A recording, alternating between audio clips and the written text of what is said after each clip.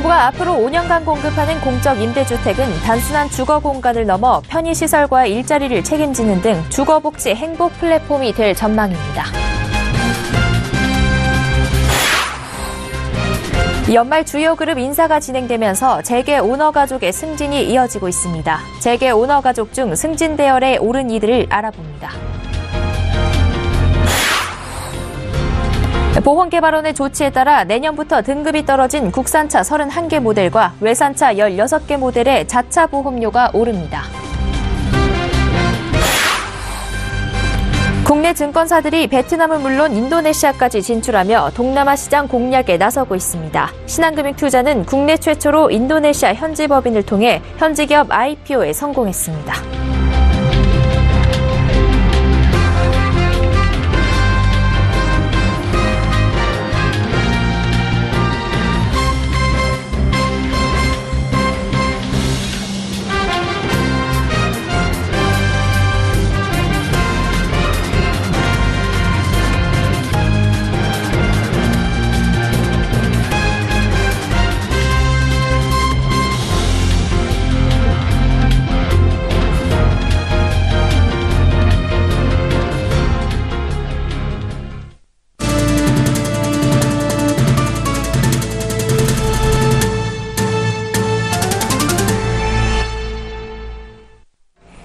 시청자 여러분 안녕하십니까? 센 경제 현장 양한나입니다.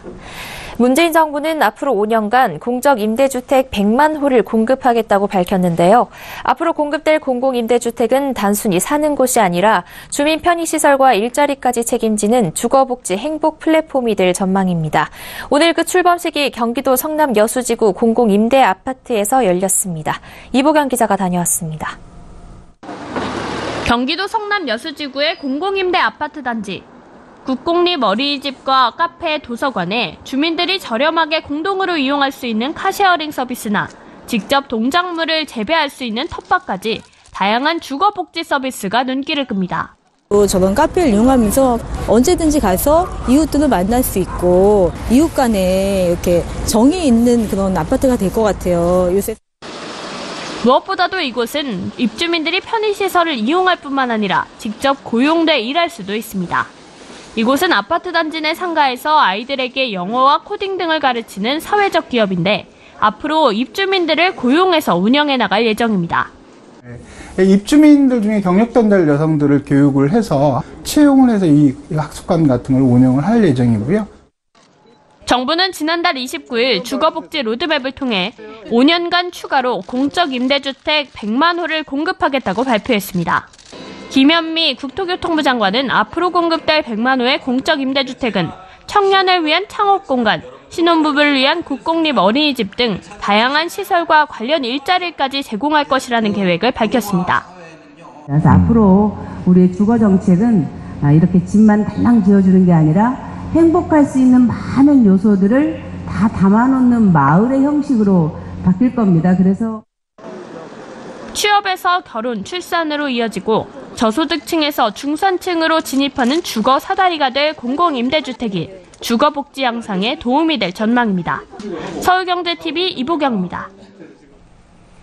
올해 연말 주요 그룹 인사에서도 재계 오너 가족의 승진이 잇따랐습니다. 이를 두고 창업주의 3세, 4세가 회사에서 경영 수업을 받으면서 책임 경영을 다하기 위한 것이란 평가와 함께 너무 빠른 시기에 임원으로 올라 제대로 된 경영 수업을 받지 못한다는 지적도 나옵니다. 이 재계 오너 가족 중 누가 승진 대열에 올랐는지 그리고 초고속 승진에 대한 재계의 우려의 목소리를 김상현 기자가 취재했습니다. 현대중공업그룹의 최대 주주인 정몽준 아산재단 이사장의 장남 정기선 현대중공업 전무가 최근 현대중공업 부사장 겸 현대글로벌서비스 대표이사로 승진했습니다. 올해 35살인 정기선 부사장은 지난 2007년 현대중공업 대리로 입사해 8년 만에 부사장 자리에 오른 셈입니다. 통상적으로 현대중공업에서 8년 근무할 경우 대리나 과장 직급이 주어지는 것과 비교할 때 초고속 승진에 해당합니다. 조영래 한국타이어 회장의 장남인 조현식 대표이사 사장도 올해 인사에서 총괄 부회장 자리에 올랐습니다. 또 조 회장의 차남인 조현범 한국타이어 사장도 대표이사 사장으로 승진했습니다. 재계에서는 조 회장의 두 아들의 승진을 두고 한국타이어가 사실상 오너 3세 경영을 공식화한 것으로 해석하고 있습니다. 철강기업인 세아그룹 역시 이순영 회장의 아들인 이휘령 사장이 부회장으로, 이태성 전무가 부사장으로, 이주성 전무도 부사장으로 모두 승진대열에 합류했습니다. 이순영 회장의 삼남인 이주성 신임 부사장은 올해 나이 39살입니다. 이웅열 코오롱 회장의 장남인 이규호 코오롱 인더스트리 상무부 역시 최근 인사에서 상무로 한 단계 승진했습니다. 이 상무의 올해 나이는 33살입니다. 하지만 고속 승진에 대한 우려의 목소리도 적지 않습니다. 비교적 젊은 나이에 혹독한 경쟁 없이 승진을 하면서 회사 경영에 오히려 부정적 효과를 가져온 사례가 많았기 때문입니다. 실제 동국제강 창업주 4세인 35살의 장선희 기사는 지난해 말 과장에서 이사로 초고속 승진을 한 바 있습니다. 아버지인 장세주 회장이 구속 수감되고 이사 승진 한 달도 되지 않은 상태에서 술집 생일 파티를 벌이고 난동까지 부리는 등 일탈 행동을 하면서 재계의 시선이 곱지 않은 것도 이 때문입니다.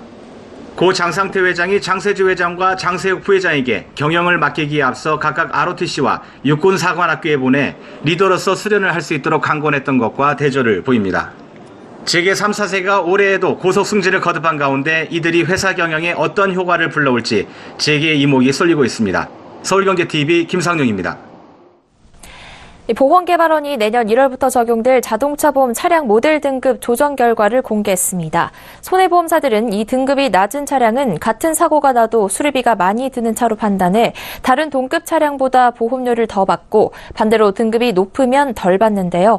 이번에 등급이 떨어진 국산차 31개 모델과 외산차 16개 모델은 내년부터 자차 보험료가 오를 전망입니다. 정훈규 기자입니다.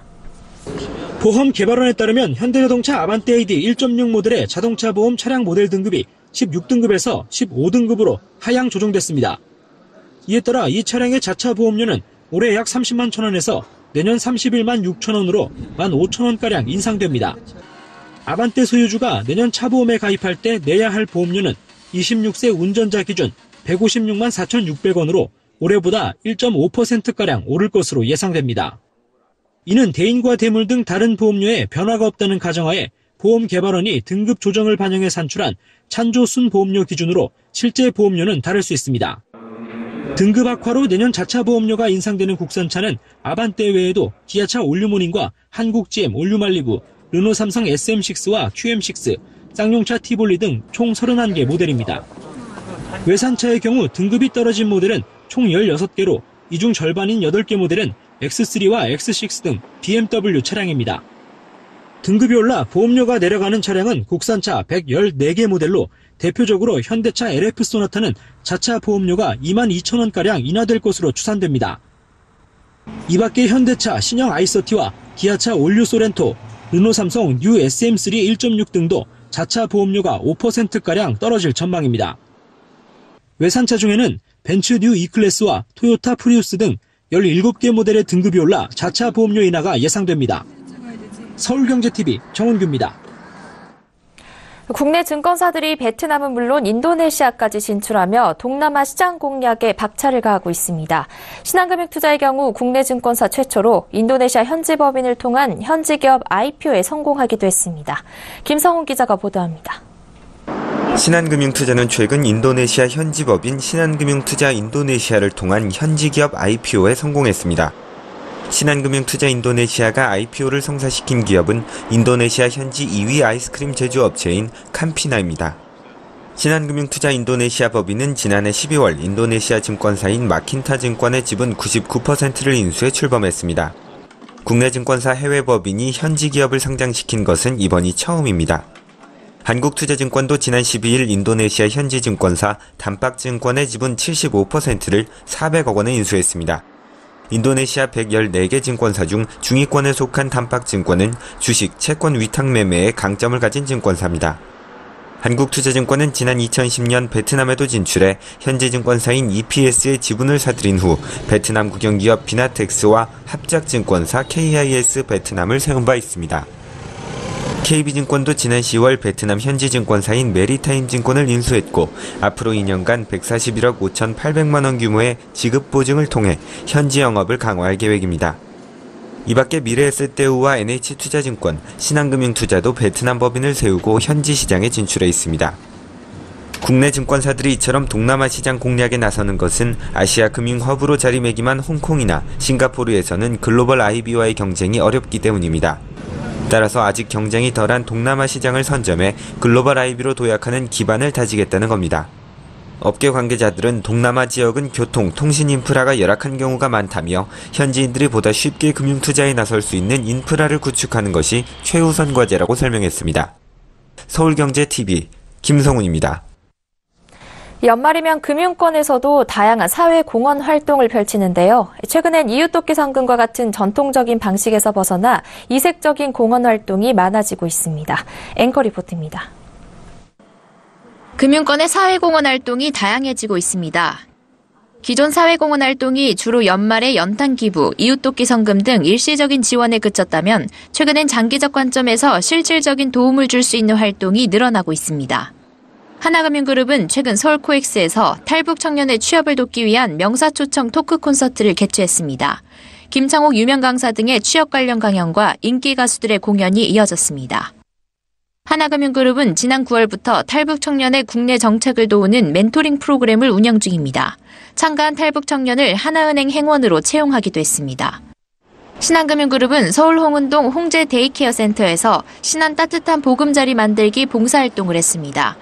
한동우 신한금융그룹 회장을 비롯한 그룹사 최고 경영자와 임직원 등 약 50여 명은 이날 어르신들에게 나눠드릴 1000개의 방한 키트를 직접 만들고 후원금 1억 원을 전달했습니다. 신한카드는 저개발국 아동을 위한 책가방 만들기, 신한생명은 독거노인 가정에 식료품을 전달하는 깜짝 산타 원정대 등을 진행합니다. KB국민은행은 다문화 가정 청소년의 성장 주기에 맞춰 맞춤형 교육을 지원하는 MLP 프로그램을 운영 중입니다. 연간 10가족의 다문화 가족에게 모국 방문을 지원하고 한글 교육 등 학습 멘토링, 영어 캠프, 미술 학교부터 직업 탐구와 진로 설계까지 돕고 있습니다. 우리은행도 다문화 가족의 아동 청소년과 이주 여성 등을 지원하는 다문화 가정 행복드림 프로젝트를 진행하고 있습니다. 장학금부터 각 국가의 언어로 하는 금융 재테크 교육, 한국 전통 교육, 예체능 교육 등을 지원합니다. 경제적 어려움으로 결혼식을 올리지 못한 다문화 부부를 위한 합동 결혼식도 개최하고 있습니다. 서울경제TV 양한나입니다. 금융위원회가 금융분야 경제민주주의를 차질 없이 추진하겠다고 밝혔습니다. 최종구 금융위원장은 오늘 송영 기자 간담회에서 금융그룹 혁신기획단이 지난 6일 출범한 만큼 기획단을 중심으로 금융그룹 통합감독 등 금융분야 경제민주주의 과제를 차질 없이 추진하겠다고 말했습니다. 이어 최 위원장은 금융행정혁신위원회가 발표한 70여 개의 최종 공고안에 대해서도 충실히 이행하는 데 최선을 다할 것이라고 덧붙였습니다. 이와 함께 인허가 절차 기준 개선과 특화 사업자 육성 등을 담은 금융업 진입규제 개편 방안을 내년 1분기 중 마련하겠다고 설명했습니다. 이는 기존 금융권의 혁신과 건전한 경쟁을 촉진하고 소비자에게 더 많은 편익이 제공될 수 있는 환경을 조성하는 조치입니다. 마지막으로 금융소비자 보호 및 서민 취약계층 지원을 위해 7년간 논의되어 온 금융소비자보호법 국회 통과에 적극적인 협조를 부탁했습니다. 국민연금공단이 노후소득 보장을 강화하기 위해 기준 소득 원액 상한액을 올려 가입자가 실제 소득에 맞는 보험료를 납부하고 나중에 더 많은 연금을 받도록 하는 방안을 추진합니다. 기준 소득 원액은 국민연금 보험료를 부과하는 기준입니다.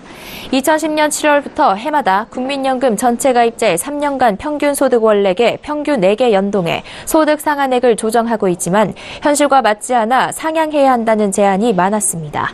2017년 현재 소득 상한액은 월 449만 원입니다. 따라서 매달 449만 원을 버는 가입자든 1,000만 원을 버는 가입자든 같은 보험료를 내고 있습니다. 현재 직장 가입자의 17% 정도가 소득 상한액의 적용을 받을 정도로 많은데 이들은 국민연금 보험료를 더 내 노후에 연금을 더 받고 싶어도 방법이 없습니다. 국민연금공단이 기준소득 원액 상한액과 이른바 소득 상한액 인상 추진을 공식화하면서 내년에 국민연금의 재정 상태를 점검하는 4차 재정 개선 논의에서 이 문제를 본격 다룰 것으로 보입니다. 우리나라의 가구당 부채가 7천만 원대로 진입한 가운데 10대에서 20대 청년층의 부채는 42%나 급증했습니다.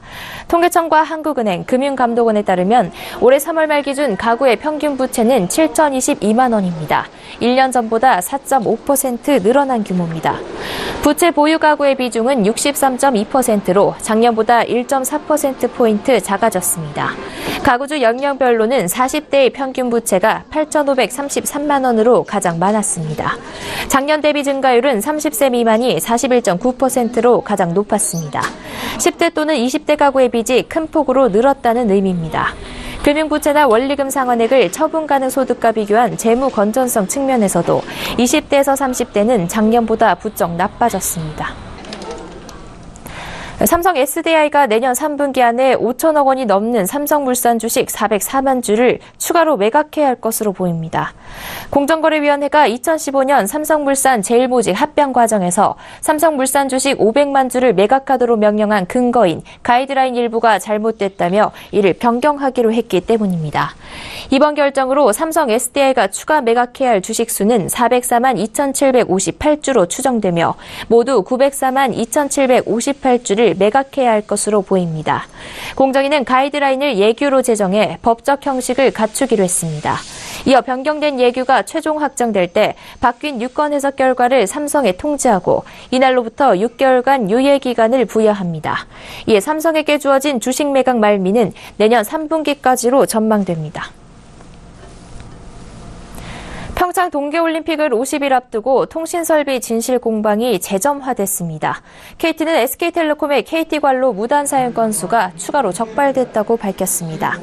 지난 4일 SK텔레콤이 KT 소유 통신시설 관로 3개를 훼손해 자사의 광 케이블을 연결했다는 사실이 드러나 논란이 인데 이어 알펜시아 스키점프대 등 3.3km 구간에서 SK텔레콤의 통신설비 훼손 사실을 KT가 추가로 공개한 겁니다. 이에 SK텔레콤은 알펜시아 스키점프대 등 이번에 KT가 공개한 지역은 KT 주장과 달리 SK텔레콤이 강원도개발공사와 임차 계약을 맺어 사용하는 지역이라고 밝혔습니다.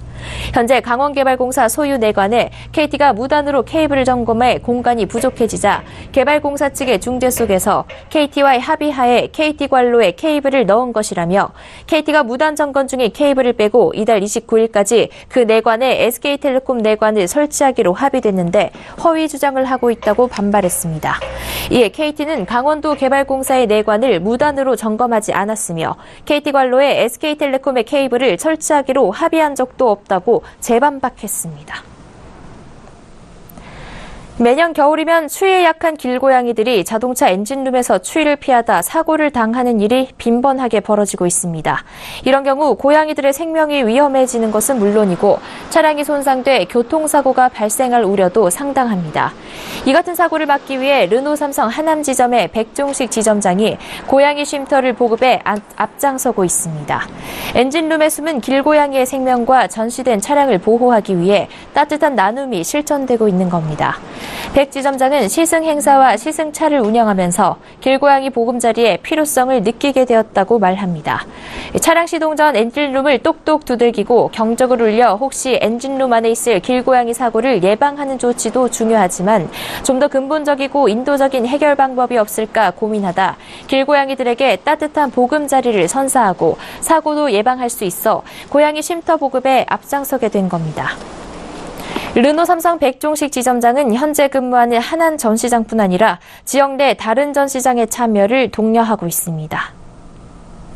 작년에 르노 삼성자동차에 SM6와 QM6가 신차로 출시가 되면서 각 지점마다 그 시승차가 다 보급이 되게 됐습니다. 그게 계기가 돼서 겨울을 맞이하면서 고양이들이 엔진룸에 들어가는 사고들이 실제 회사차에서 발생하는 부분들이 우려가 돼서 고민을 하게 된 게 계기가 됐습니다.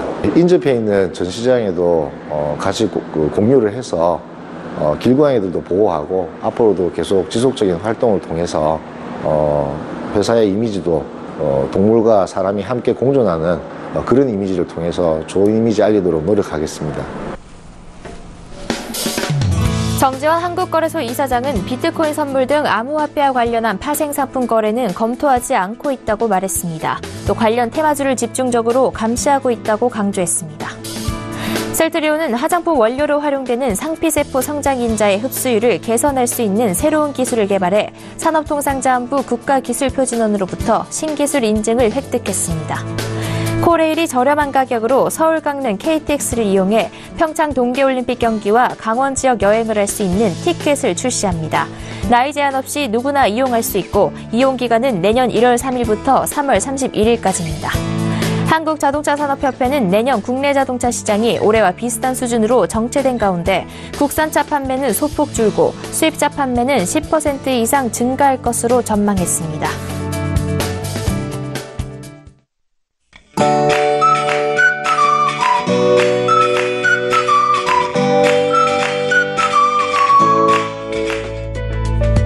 안녕하세요. K웨더 라이프스타일 예보 최현미입니다.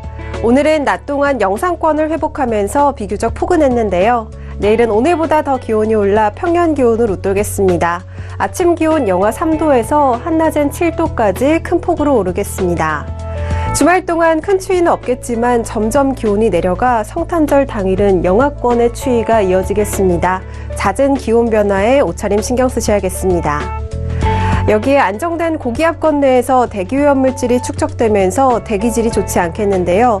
서쪽 지방은 나쁨 단계, 그 밖에 동쪽 지방과 제주도는 한때 나쁨이 예상됩니다. 외출하실 때 마스크를 착용하시는 것이 좋겠습니다.